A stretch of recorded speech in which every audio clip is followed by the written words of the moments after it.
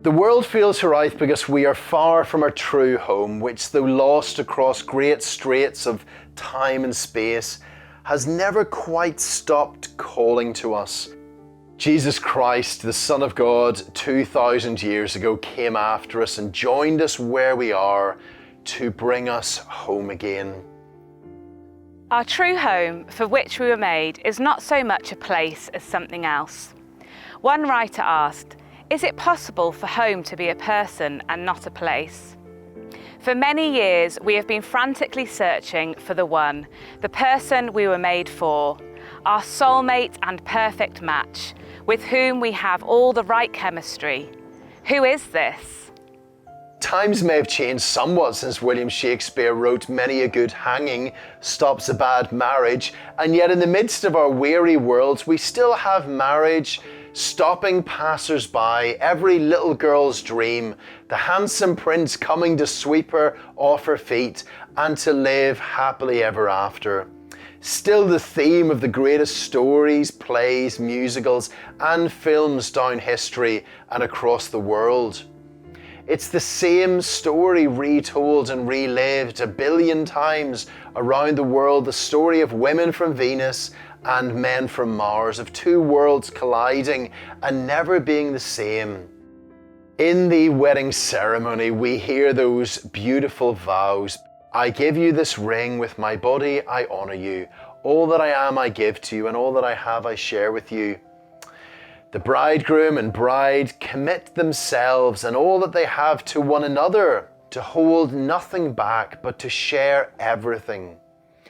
This is a small shadow of what the true and real lover of the whole human race, Jesus Christ, wants to say to each one of us. He is able, with the resources of his Father's love and care, to show love and patience to billions in a way that no other husband has ever been able to love even one wife. Having always been loved by his own Father, he now loves and freely gives to us forever. He will say to you, "All that I am I give to you, and all that I have I share with you." Of course, we've seen that he is the founder of the universe and the master of the galaxies. Everything belongs to him, and he offers to share it all with you, now and forever. But best of all, to give you himself, so that he becomes yours and you become his. You're no longer your own, but belong to him.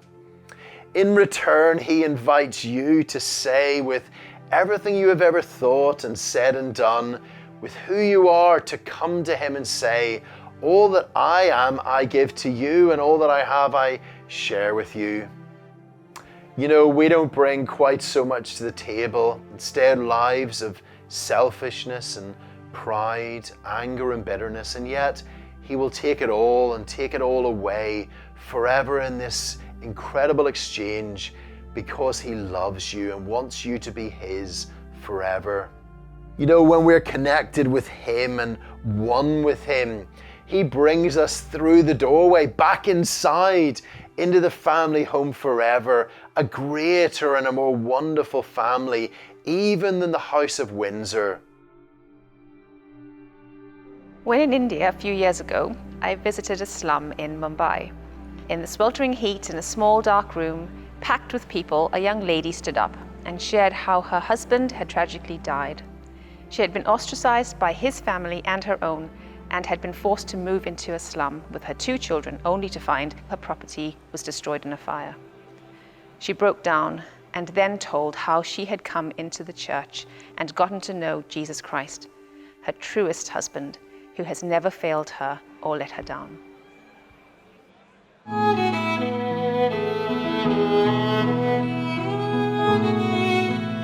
In thy truth thou dost direct me, by thy Spirit through thy word, and thy grace my need is meeting, as I trust in thee, my Lord. Of thy fullness thou art pouring, thy great love and power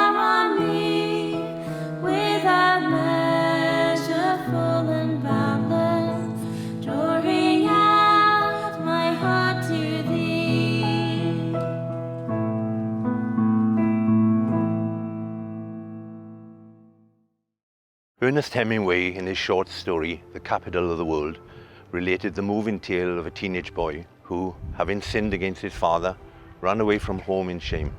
His father searched all over Spain for him but couldn't find his son.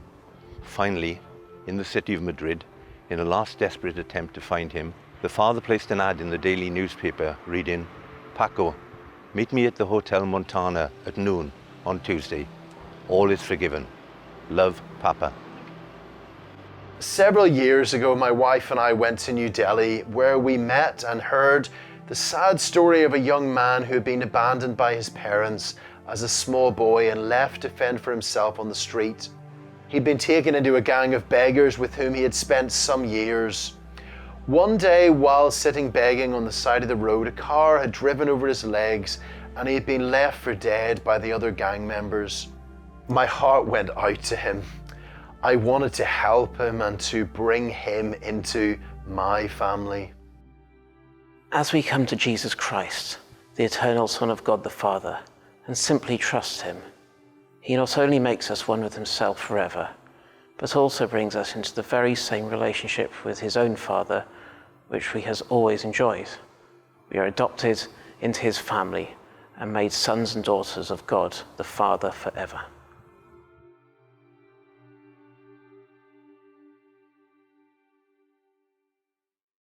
Sadly, there are many people for whom the word father does not evoke fond memories, whose own fathers were absent or abusive. Some men become a father to children over the course of their lives, and some do not. Of those who do, some play this part better and others worse. But God the Father was, is, and always will be the Father of his Son, Jesus Christ. His very being is to generously give life to his eternal Son. What a father he has always been to his Son Jesus, and what a father he will be to you, his child, as well. Through simply trusting in Jesus, we are no longer alone in the world, but brought back through the door into the family home, no longer orphans, but adopted as sons and daughters. So what about that boy in New Delhi? Yes, that boy that we met who had been orphaned as a child, abandoned on the street and left for dead by the gang, had been taken to hospital where he had been put in touch with the local church and been brought into a Christian orphanage.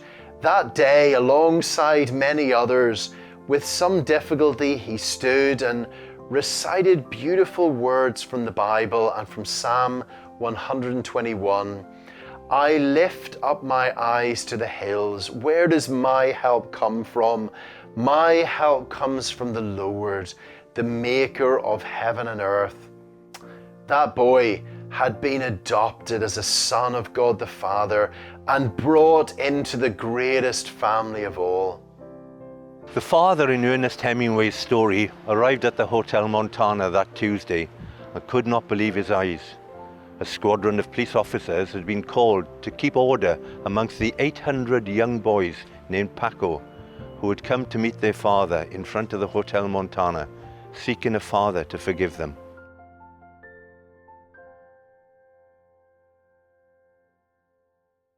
Let me hold my love accepting, love the ever all my days.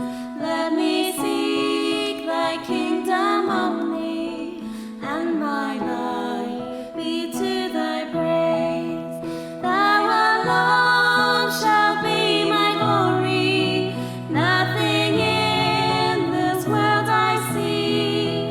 Thou hast cleansed and sanctified me, thou thyself hast set me free.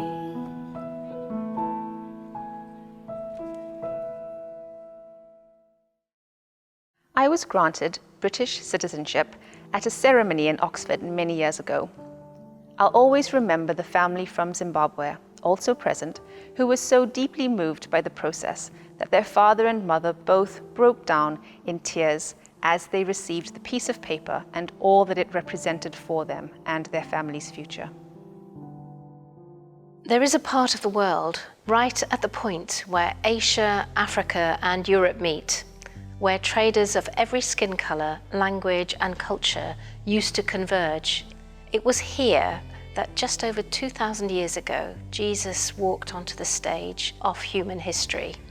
As a child, he was taken as a refugee to the great continent of Africa, to Egypt, where later leaders said that the idols of Egypt had fallen at his coming. He was rejected by his own people and handed over to the Roman soldiers so that everybody had a hand in his death. And yet, upon the cross of Calvary, he stretched out his arms to all the world, to the east and the west, to the north and the south, to embrace them all and to bring them together and make them one. Jesus sent his friends out from Jerusalem to the ends of the earth to invite people of every skin color, language, nation and culture into his kingdom, which spans the world and all of history. His friends went out to share his invitation with the nations of the world. Great civilizations and cultures were given birth, and nations which had long lain in darkness came alive. Jesus' kingdom is for everybody. There's room in it for all the world. Jesus is big enough to cope with all our uniqueness and differences, not squashing us all down, but allowing us all to really be ourselves and to be ourselves together, enriching one another in the deepest harmony, love, and peace. The gospel is for everyone. He belongs to the whole world. When we go to Jesus Christ and trust him, we're adopted as sons and daughters of his Almighty Father, and by the power of his Holy Spirit are brought into the greatest kingdom this world will ever know, whose government is upon his shoulders, which is universal and spans not only this land, but the globe. The kingdom of Jesus Christ, in which there is room for us all, will always last and endure as the empire and kingdom of freedom and life and joy. Jesus Christ is the God of Wales, the God of your forefathers, from whom we have turned. But he has not turned away from us. Jesus is your true home, the one you were made for. When you come to him, you come home. This is the story of one man who thought he could never be free. I've made a mess of my life now. Oh, God could never love me. One day he was passing through my town. When I looked, he was wearing a frown. When I asked him, "Why are you so down now?" he turned, and these were his words: "I have some impossible problems. I am an impossible man. I've reached the point of despair now. Oh, I am an impossible man."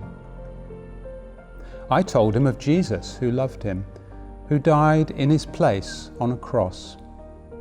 "Will you come just as you are now?" Jesus sets the prisoner free. God loves the impossible problems. God loves the impossible man. There's nothing too hard for my Jesus. He loves the impossible man. "Oh Jesus, will you make me a new man? Can I really come just as I am?" "Oh yes," says the Saviour, "I'll save you, for I love the impossible man." God loves the impossible problems. God loves the impossible man. There's nothing too hard for my Jesus. He saves the impossible man. Yes, Jesus saves the impossible man. The world wants to come home. Jesus ran to meet us, to make us one with himself forever, giving himself to us in this deepest and most intimate of ways, allowing us to be adopted as sons and daughters of his own Almighty Father, and filling us with his Holy Spirit, bringing us into the greatest kingdom that this world has ever known, not as outsiders or foreigners, but as fellow citizens, brothers and sisters in his kingdom forever.